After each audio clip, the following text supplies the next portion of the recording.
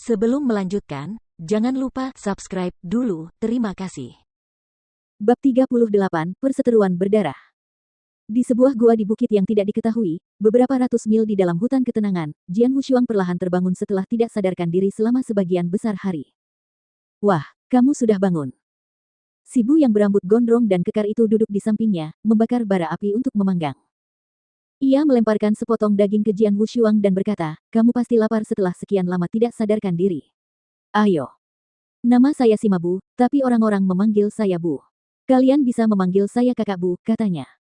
Kakak Bu, panggil Jian Wushuang dan langsung bertanya, di mana bibiku? Ji Wuyue. Sima Bu menggelengkan kepalanya dan menghela napas dalam-dalam. Dia seharusnya ditangkap oleh menara bulu darah. Mereka tidak berperasaan dan kejam. Dia akan menemui ajalnya. Brengsek. Mengutuk Jian Wushuang. Wah, namamu Jian Wushuang, kan? Meski masih muda, kau sudah membuat menara bulu darah menunjuk begitu banyak orang untuk membunuhmu. Sima Bu menghela napas dan berkata, tapi kau tampaknya kebingungan. Ya, aku bingung. Sampai saat ini, yang kutahu hanyalah bahwa aku telah membangkitkan jiwa pedangku. Jadi mereka ingin mengejarku, sama seperti mereka mengejar ayahku bertahun-tahun yang lalu. Itulah sebabnya dia meninggalkan rumah Markis Pedang. Tapi apa itu jiwa pedang? Jian Wushuang mengerutkan kening.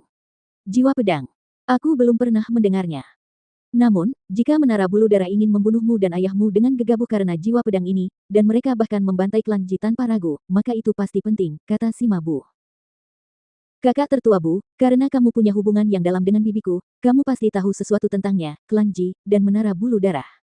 Tolong beritahu aku sesuatu, pinta Jian Wushuang dengan serius. Kami telah menjalani banyak petualangan bersama, dan kami seperti Damon dan Pitias, tetapi aku tidak tahu banyak tentangnya. Namun, aku tahu sesuatu tentang klan Ji dan menara bulu darah, jawab Sima Bu segera. Jika berbicara tentang menara bulu darah dan klan Ji, kita harus mulai dengan pola umum dinasti Tianzong. Dinasti Tianzong memiliki wilayah yang luas dengan 16 provinsi, dan setiap provinsi memiliki banyak wilayah kekuasaan. Misalnya, Provinsi Tianyan memiliki 108 wilayah kekuasaan, dan wilayah kekuasaan Bashui hanyalah salah satunya. Jadi, Anda dapat membayangkan betapa luasnya dinasti Tianzong.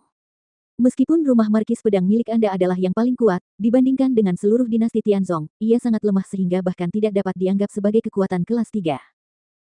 Sebuah kilatan menakjubkan muncul di mata Jian Wushuang, tetapi segera menghilang. Memang, hanya di Bashui Commandery, Sword Markis Mansion menjadi kekuatan teratas. Di seluruh dinasti Tianzong, tidak demikian. Bahkan di Provinsi Tianyan, ada banyak kekuatan yang lebih kuat daripada Sword Markis Mansion. Misalnya, Sekte Pedang Tianyuan, salah satu dari 5 sekte di Provinsi Tianyan, bukanlah sesuatu yang dapat dibandingkan dengan Sword Markis Mansion. 3 hegemon di dinasti Tianzong adalah Istana Naga Emas, Arena Gladiator, dan Menara Bulu Darah. Sima Bu melanjutkan. Penguasa Istana Naga Emas adalah Raja Dinasti Tianzong. Cabang-cabang Istana Naga Emas dapat ditemukan di seluruh dinasti Tianzong. Meskipun kekuatannya luar biasa, ia tidak dibatasi oleh pengawal naga emas seperti aku dan bibimu, Ji Wuyue.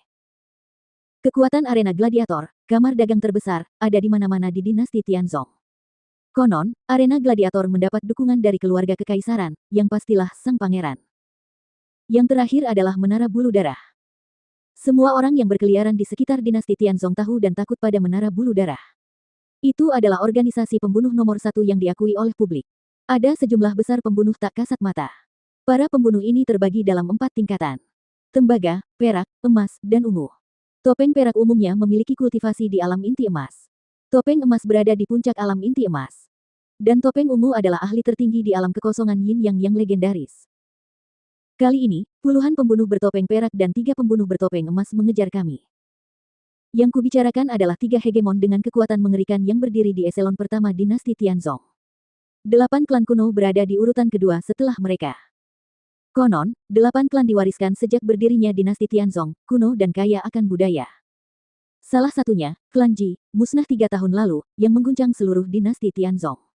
Semua kekuatan penasaran dengan alasannya. Namun, mereka terbunuh karena memberi suaka kepada ayahmu, kata Sima Bu sambil mendesah. Bagaimana dengan bibiku? Bagaimana dengan racun di tubuhnya? Jian Wushuang tampak cemberut. Itu disebut racun penggigit hati dan racunnya sangat beracun, cukup untuk menghancurkan seseorang secara bertahap.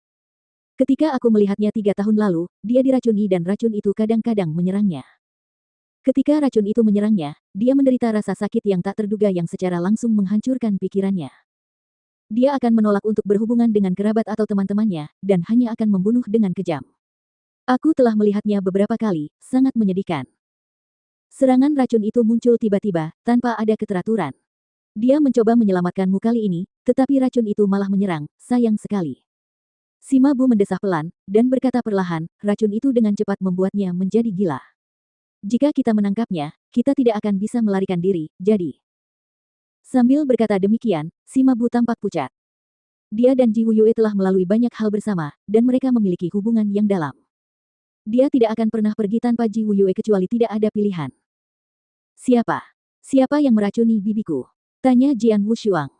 Aku tahu. Dia adalah An Ying, kepala balai menara bulu darah di Provinsi Tianyan. Dia adalah salah satu pembunuh kali ini, kata Sima Bu. An Ying. Bagus, aku akan mengingatnya. Bukan hanya dia, tapi juga menara bulu darah. Jian Wushuang mengangkat kepalanya dan matanya dipenuhi dengan niat membunuh yang belum pernah terjadi sebelumnya.